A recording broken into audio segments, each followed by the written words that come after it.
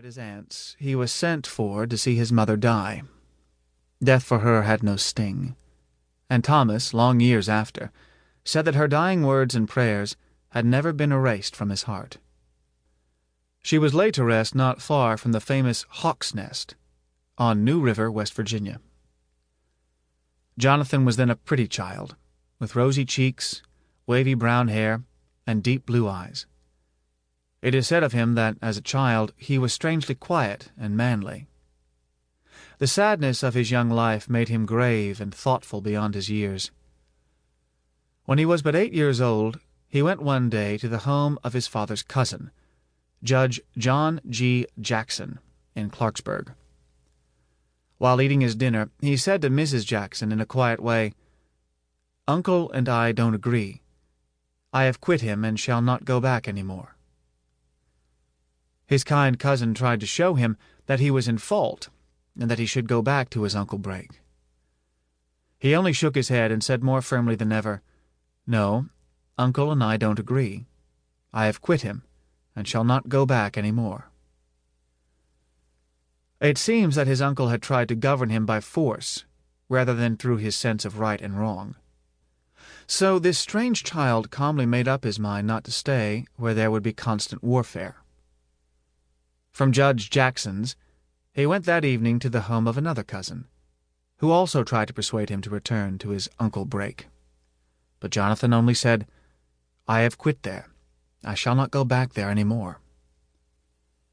The next morning he set out alone and on foot, and went 18 miles to the home of his uncle Cummins Jackson, the half-brother of his father.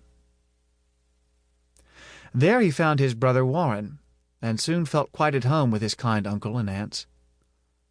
His Uncle Cummins was a bachelor who owned a fine farm and mills, and was one of the largest slave owners in Lewis County. He was quite fond of his little nephew, and took pains to teach him all the arts of country life. He treated him more as an equal than as a child, for he saw at once the noble nature with which he had to deal. He also sent Thomas and Warren to the nearest county school, but Warren, now a bold lad of 14 years, did not like such restraint.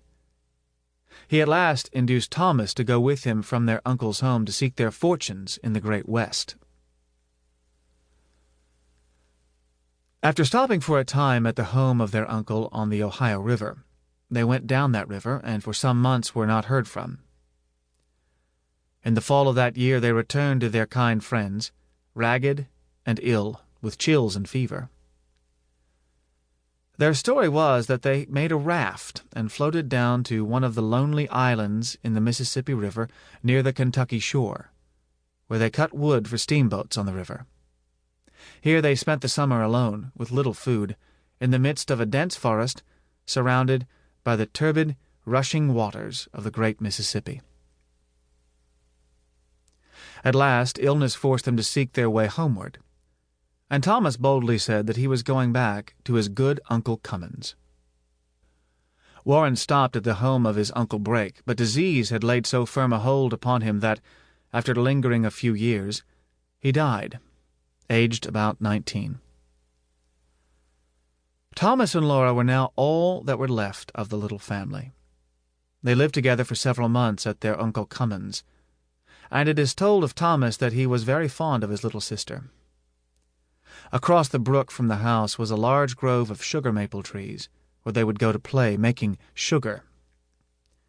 It was a great pleasure to Thomas to build bridges for his little sister to walk on in crossing the stream, and many were the delights of the cool and fragrant forests. But in a short time Laura was sent to live with her mother's friends in Wood County, and Thomas was left alone. Though they could not live together, Thomas always cherished the warmest love for his sister, and the very first money he ever earned was spent in buying a silk dress for her. Thomas now went to school to Mr. Robert P. Ray. He showed no aptness for any study except arithmetic. When called upon to recite a lesson, he would flatly say that he did not understand it, and therefore was not ready. Nor would he go to the next lesson until he had learned the first perfectly. Thus, he was always behind in his class.